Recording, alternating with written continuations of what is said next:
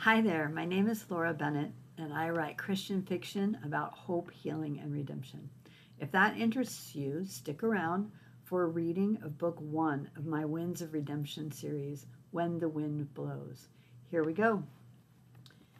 The wind blows wherever it pleases. You hear its sound, but you cannot tell where it comes from or where it is going. So it is with everyone born of the Spirit. John 3:8. God sets the lonely in families. He leads out the prisoners with singing. Psalm 68:6. Chapter 1. If only Alec Freeman had slipped away a minute earlier, now he would have to wait another half hour for the trolley into town. Inside, he fumed. At least standing around in the growing Florida humidity was preferable to the frigid air of the condo he shared with his wife of 5 years after one of their discussions. Thankfully, the wind blew in gusty blasts, cooling the sweat running down his back. This morning's fight began like hundreds before it, an innocent comment from him, a question about it from her, and in a flash, like the lightning that pierced the darkening sky, they were sucked into an accusing, defending battle over who knows what. He only knew he hated it. As if perfectly timed with his thoughts, a boom shook the ground. Alex lurched. He counted only 3 seconds and looked for cover. The bolts were getting way too close. He glanced back over his shoulder at the high rise they called home. Jessica would be soothing herself with a cup of chai tea laced with honey at her home office desk in their 7th floor condo, if she'd stopped pacing by now. He could almost hear her muttering to herself about him, torn between her desire to throw something and her longing to start work on her latest graphics project. Alec raked both hands through the short hair at his temples, certain that those few gray ones he'd noticed in the mirror recently resulted from the stress of their tumultuous relationship. She infuriated him, and he ached for her. Even now, after a fight, the thought of her sparking green eyes and auburn waves that wrapped themselves around her arms to her elbows tugged at his heart and set fire to his longing.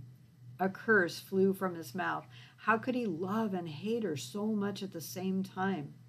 Another streak of lightning cracked overhead. He ducked on instinct. A blast of wind pushed him off balance. No need to count when the flash and bang came at the same time. He had to find cover, now. Glancing around, he questioned their decision to go green. It was a fight he'd lost. At the time, it seemed a reasonable concession to avoid an all-out war, but now he wanted just to see him in this dangerous weather so he could say, "I told you so." The blue trolley pulled around the corner, quelling his malicious thoughts. He jumped aboard as rain pelted his back. Halfway to the back, he overheard a couple of people comment on the coming hurricane. Another crack shook the trolley as it rumbled down the street toward town. Naturally, he'd missed any news alerts during the morning battle. Alec grabbed his phone and plugged in his earbuds, scanning his app for weather updates. Last he'd heard, it was only a tropical storm. Over the past week, during mid-October, Florida residents hung on the weather report, which sent some into a panic. A few fled Sunshine State for safer northern destinations, but after a flurry of activity at gas stations and grocery stores divesting the shelves of water and batteries, they settled in with a knowing shrug of their shoulders. Full gas tanks and emptied shelves proved futile. The storm had been tracked to pass up through the Gulf and weaken before making landfall. Most Southwest Floridians exhaled a sigh of relief, even though some remained skeptical. Hurricanes were unpredictable.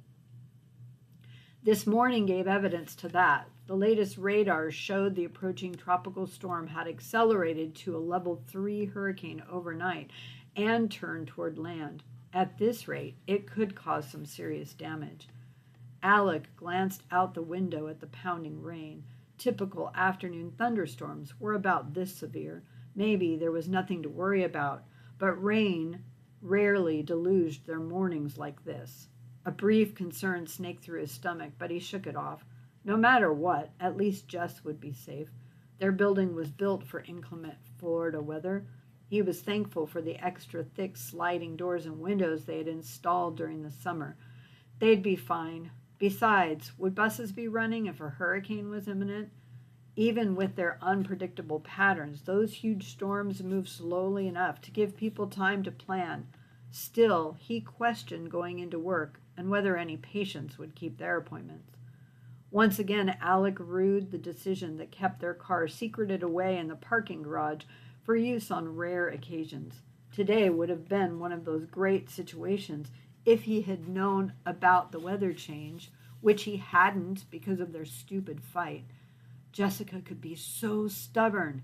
Shaking his head, he ground his teeth as a surge of anger followed by despair stabbed him. Long haul, long haul. His mantra to remind himself that no matter how frustrating things could be with Jessica, they had both promised not to bail. The D word would never be an option, they said. They wouldn't even speak it. But the future stretched out in a bleak expanse that filled him with hopelessness. It had only been 5 years, 7 if he counted the 2 they'd dated. If their relationship was this hard now, how could they survive another 5, 10, 20, or beyond? The trolley shuddered to a stop, rocking in the blasts of wind. Alec couldn't imagine that anyone would be out here in this weather to make it to their appointments, but he hadn't received a call saying that he didn't need to come in, so here he was. Dr. Townsend, a lifelong Floridian, kept the doors of their clinic open no matter what. Apparently, hurricanes didn't alter his plans. By the time Alec walked the 100 yards to the entrance of Townsend Physical Therapy Center, his clothes clung to his back and legs, and rivulets of water poured down his face. Why hadn't he brought an umbrella? Right. Jess insisted he didn't need it. Besides, it was in the car, so he decided not to retrieve it. Bad choice. Towels were spread out across the entrance floor. Yellow caution signs were propped up to the right and left. It did not bode well for a great day. "Hey, Alec, crazy weather, huh?"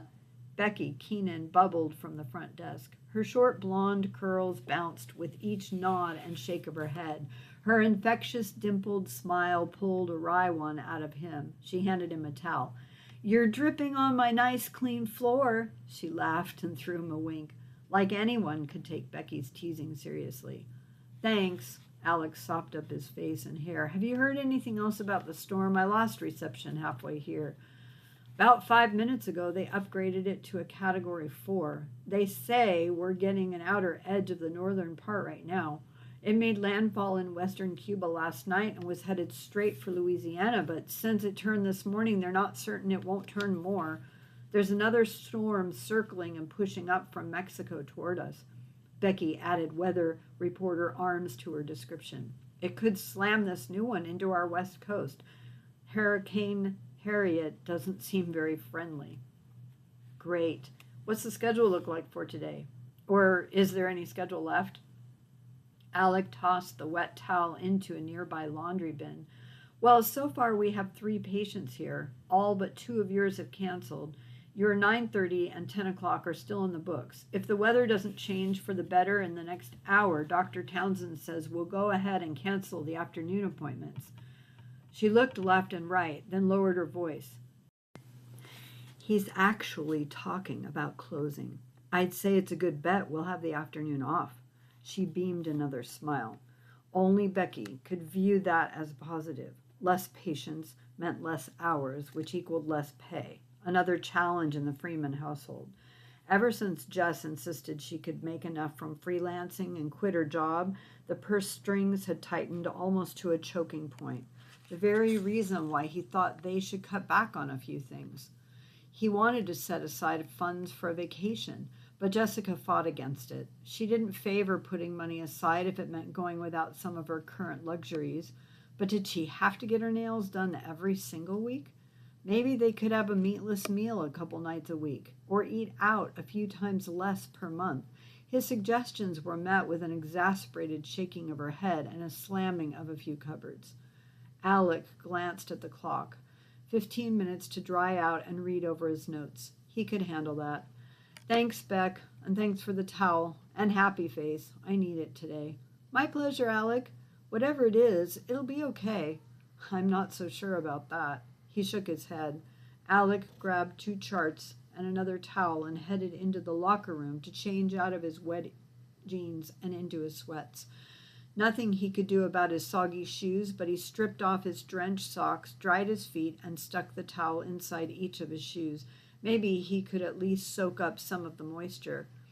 He always kept an extra pair of socks in his locker. During the hot months, his sweaty feet could generate enough moisture and stench to offend the mellowest of patients, especially when he rode his bike to work. He was grateful now for those dry socks. As he changed, his thoughts went back to Jessica and their fight. He still wasn't sure where things had gotten out of hand. True, they were both opinionated and stubborn, but Alec thought that with the acknowledgement of those tendencies and a little effort from each of them, things would become less volatile. Guess he was wrong. He hadn't meant anything bad at all when he said he thought they should increase saving up for their trip the following summer. How could that possibly be a bad thing? They'd talked about having one last vacation before trying to start a family. Alec wanted it to be a great one, a special time to remember. Kids would change everything. Jessica took that to mean he wasn't on board with starting a family. He couldn't imagine how she managed to turn his desire for a great getaway with her into a lack of desire for kids. It seemed to happen every time they talked about kids or money, or anything else important for that matter. She heard things he didn't say, or believed he said them with an intent he'd never even considered. Her words sounded dismissive and confusing to him. Some of what she said left him shaking his head in a complete muddle. Alec didn't know if she even understood herself. Closing his locker, he checked the time again and read over his notes for his first patient. The man's frozen shoulder had been improving, but not as quickly as he liked. Alec would try everything he could to avoid referring his patient for surgery. They'd know in another few weeks whether it could be avoided. The MRIs showed no distinct internal damage other than a very small tear. If only he could diagnose the issues with his marriage as easily. A marriage MRI is what they needed. As if. Maybe later he'd share that with Jessica and get a laugh. Or maybe not. She didn't laugh with him much these days.